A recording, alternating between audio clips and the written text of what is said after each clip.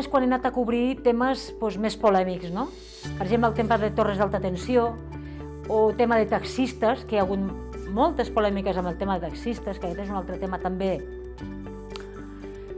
té el seu què, perquè els taxistes crec que manen tant o més al parc que la pròpia direcció o el patronat, perquè tenen molt pes, tant es pot com avui, manen bastant.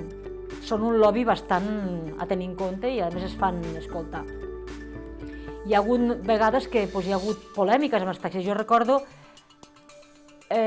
una vegada que van guanyar els taxistes, en aquest cas de la Vall de Boí, perquè van impedir que els del Pont de Suert poguessin fer el servei a Aigüestortes i van presentar-se taxistes de Pont de Suert al parc desafiant els de la Vall de Boí. Va haver-hi una mica de rifirrafe, no va passar res al final, però van guanyar els de la Vall de Boí perquè els de Pont de Suert van deixar de pujar. Després també recordo molt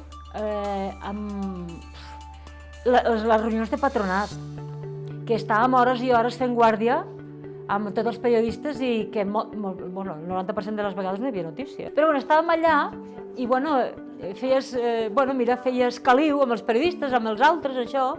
Són moltes hores de guàrdia a les reunions de patronat, moltes hores de guàrdia.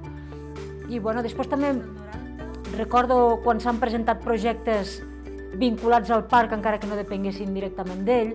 Per exemple, recordo l'any que es va presentar la ruta mossèn Cinto Verdaguer, que es va fer al parc perquè havia anat pel parc, i va ser molt bonic aquell acte. A mi aquell acte em va agradar molt, perquè és sortir una mica de la rutina temàtica mediambiental del parc i anar més enllà, i lligar-ho amb la literatura o amb una figura com Verdaguer. Em va semblar genial i ho trobo a faltar.